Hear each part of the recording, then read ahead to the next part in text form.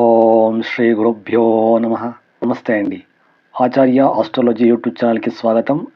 నేను మీ మధుసూదన్ ఆచార్య. ఈరోజు జ్యోతిష్య విచారంలో 27 నక్షత్రాలకి సంబంధించిన విచారాలను మీకు చెప్తా ఉండను. దాంట్లో 27 నక్షత్రాలకి అధిపతి గ్రహాలు అంటే ప్రతి ఒక్క మనుషుడు, ప్రతి ఒక్క వ్యక్తి సహా 27 నక్షత్రాలలో జన్మిస్తాడు.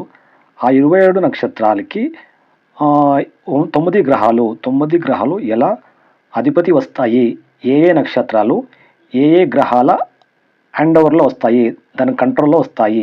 ప్రతి గ్రహానికి 3 నక్షత్రాలు తన కంట్రోల్లో ఉంటాయి.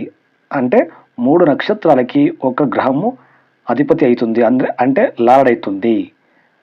సో నేను ఇప్పుడు ఈ జ్యోతిష్య విచారంలో వీడియోలో మీకు 27 నక్షత్రాలకి ఏ గ్రహాలు ఏ నక్షత్రానికి అధిపతి వస్తుంది. సో చూడండి, ఫస్ట్ ఆఫ్ ఆల్ చెప్తా ఉంటున్నాను, నేను కర్ణాటక నుంచి వీడియో చేస్తూ ఉన్నాను. నేను కన్నడిగా, ఐఎమ్ కర్ణాటక, బెంగళూరు మా ఊరు.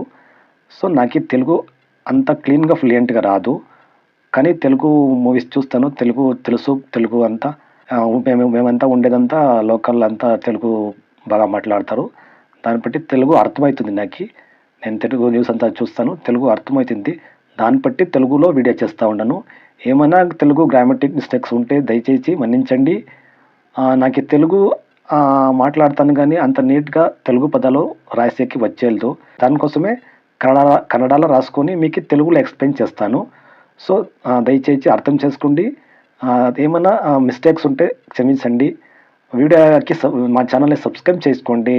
ప్రతి డైలీ మీకు జ్యోతిష్య విచారంలో మంచి వీడియోలు, ఆస్ట్రాలజీ వీడియోలు ఖచ్చితంగా వస్తాయి. ట్రై చేశాను తెలుగులో రాసేకి, కానీ అవలేదు, దయచేసి క్షమించండి. ఇప్పుడు విచారంకి వచ్చేస్తాము. చూడండి, ఇప్పుడు ఆస్ట్రాలజీలో జ్యోతిష్ శాస్త్రంలో బేసిక్ పాయింట్ వచ్చేసి 27 నక్షత్రాలు అందరికీ కంపల్సరీ. ఎవరు జ్యోతిష్య నేర్చుకుంటారో వాళ్ళకి 27 నక్షత్రాలు కంపల్సరీ బాహ్యాట్ ఉండాలా, వాళ్ళకి దాన్ని జ్ఞాపకం ఉండాలా. సో ఇప్పుడు మొట్టమొదలుగా రవి గ్రహానికి 3 నక్షత్రాలకి 3 నక్షత్రాలకి అధిపతి అవుతాడు. ఏ నక్షత్రము? కృత్తికా నక్షత్రము, ఉత్తర పల్గుని నక్షత్రము. అంటే ఉత్తర పల్గుని రెండు ఒకటే. కృత్తిక, ఉత్తర పల్గుని, ఉత్తరాషాఢ, ఈ 3 నక్షత్రానికి సూర్యగ్రహుడు అధిపతి అవుతాడు.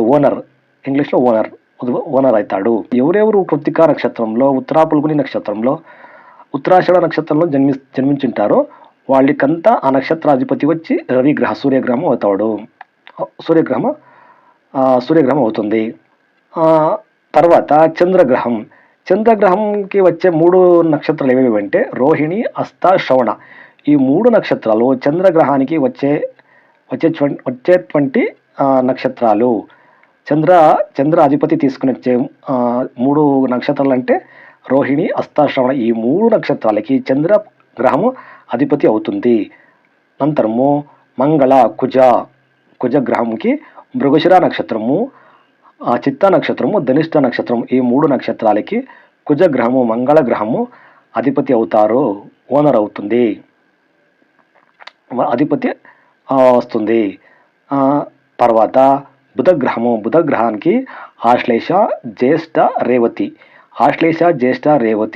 ఈ నక్షత్రాలకి, ఈ 3 నక్షత్రాలకి బుధగ్రహము అధిపతి వస్తుంది. ఎవరెవరు ఆశ్లేష, జ్యేష్ఠ, రేవతి నక్షత్రంలో జన్మించుంటారో వాళ్ళకి బుధగ్రహ అని సంపూర్ణము బుధగ్రహ క్వాలిటీసు. నంతరము గురుగ్రహము, బృహస్పతి అంటాం కదా, గురుగ్రహము గ్రహాల్లోనే అత్యంత శ్రేష్ఠ గ్రహము గురుగ్రహము.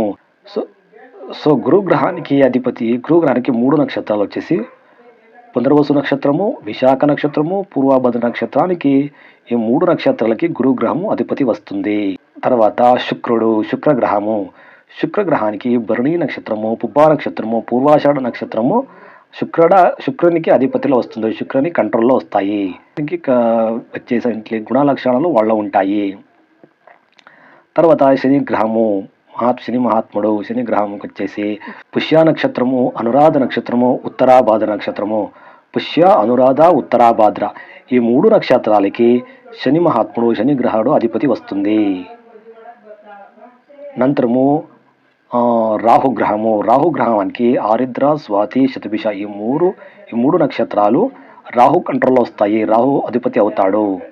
నంతరము కేతుగ్రహము. కేతుగ్రహానికి అశ్విని, మక, మూల ఈ 3 నక్షత్రాలు కేతుగ్రహాలు కంట్రోల్లో వస్తాయి. అశ్విని, మక, మూల నక్షత్రానికి 3 నక్షత్రాలకి కేతు అధిపతి వస్తుంది. సో ఎవరే ఏమైనా అశ్విని నక్షత్రంలో జన్మించే వాళ్ళంతా కేతు దశలోనే పుట్టుతారు. స్టార్టింగ్ పుట్టేటప్పుడే కేతు దశలో పుడతారు. ఇలా బేసిక్ ఆస్ట్రాలజీ ఇది తీర సామాన్యంగా బేసిక్గా వచ్చేసి జ్యోతిష్యం, ఆస్ట్రాలజీ దీన్ని నేర్చుకునే వాళ్ళు ఈ విచారాన్ని కంపల్సరీగా వాళ్ళు అర్థం చేసుకున్నాలా, మైండ్లో పెట్టుకోవాలా. లేకపోతే ఆస్ట్రాలజీ ప్రొడిక్షన్ చేసేటప్పుడు జాతకం నక్షత్రానికి అధిపతి ఎవరు అని మాకు కంపల్సరీగా ఉంటే తెలిసింటే మాత్రమే astrology prediction, kundali horoscope prediction చేసేకి ఈజీ అవుతుంది. సో ఫ్రెండ్స్, ఇది ఈరోజు వీడియో ఇష్టమైతే లైక్ చేయండి, మీ అభిప్రాయం కామెంట్ చేయండి. నా తెలుగు అంత ఫ్లూయెంట్గా లేదు, ఎవరు ఏమనుకోనుకోండి, క్షమించండి. కామెంట్ చేయండి. ఇంకా కొంచెం ఫ్లూయెంట్గా నేర్చుకోవడానికి ప్రయత్నిస్తాను. వీడియోలు బాగా వచ్చేస్తాను. సబ్స్క్రైబ్ చేసుకోండి, కామెంట్ చేయండి, షేర్ చేయండి. నమస్తే ఫ్రెండ్స్.